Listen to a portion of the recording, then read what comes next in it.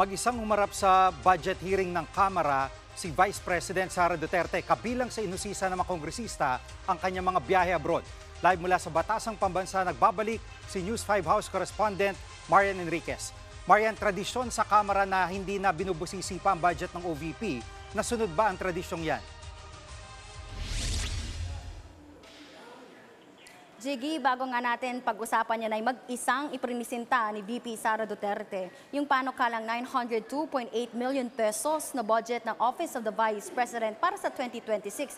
Agad nagmosyon yung kaalyado niyang si Davao City Isidro Ungab para ipaalala nga itong tradisyon na parliamentary courtesy. Ibig sabihin, hindi na dapat bubusisiin pa yung bawat line item sa budget. Pero winave ito mismo ni VP Sara, itong pribilehiyong ito. Kaya nga nakapagtanong yung Makabayan Block at binusisi nga yung mga biyahe ng bise abroad. Nitong taon, lumabas na nasa 7.4 million pesos yung nagastos ng OVP para sa security at staff ni VP Sara. Kinuha yan sa public funds. Pero paglilinaw ng bise, ang mga gastos niya sa kanyang flights at pagkain ay personal niyang pera. At narito ang kanyang pahayag. Napakaklaro nun, no, na wala akong ginamit para sa akin, para sa Vice President, na pera ng gobyerno para sa mga biyahe ko overseas. Ang merong charge sa Office of the Vice President ay yung security at decision yon ng Armed Forces of the Philippines kung magpapadala, ilan at kung sino. At dito sa pagharap niya kanina, ay para binalik ng mga kongresista yung issue sa confidential funds. Marian. Jiggy, natanong nga ni ACT Teachers Party List Representative Antonio Tino yung notice of disallowance ng COA na 73 million pesos sa confidential funds ni Vice President Sara noong December 2022. Sagot nga lang ni VP Sara, ang COA ang dapat tanungin sa usaping yan. Natanong din nga yung bise sa mga pangalang Mary Grace Piatos, Miggy Mango, Xiaome Ocho at iba pang recipients daw ng confidential funds na wala namang records sa Philippine Statistics Authority. Pero dumistansya sa issue si VP Sara. Narito ang bahagi ng deliberasyon.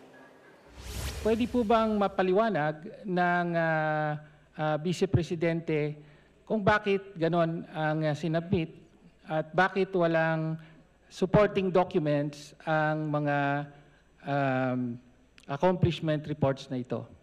Madam Chair, this is the subject of an impeachment trial and I would not like to discuss the defense for the impeachment trial.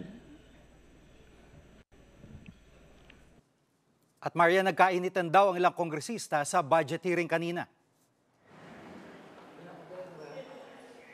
Tama ka, Jiggy. Nagkainatan nga sina Congressman Tino at ang kaalyado ng mga Duterte na si Sagip Party List Representative Paulo Marcoleta, anak nga ni Senator Marcoleta. At sinabi ni Congressman Marcoleta, binabanatan ni Tino ang bise sa kanyang pagtatanong. Pakinggan natin ang kanilang mga pahayag.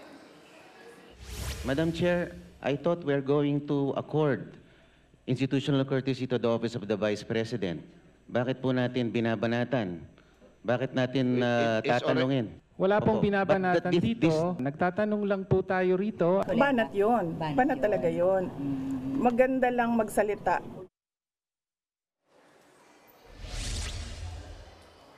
Jiggy, matapos nga yung higit isang oras ay lumusot naman sa komite itong panukalang budget ng OVP. Sunod itong isasalang sa plenaryo. Balik sa'yo, Jiggy. Yan ang ulat ni Marian Enriquez live mula sa Batasang Pambansa. Mga kapatid, Jiggy Manikad po. Pagdating sa mahalagang balita sa loob at labas ng bansa, dapat una sa lahat, mag-follow at mag-subscribe na sa social media pages ng News 5.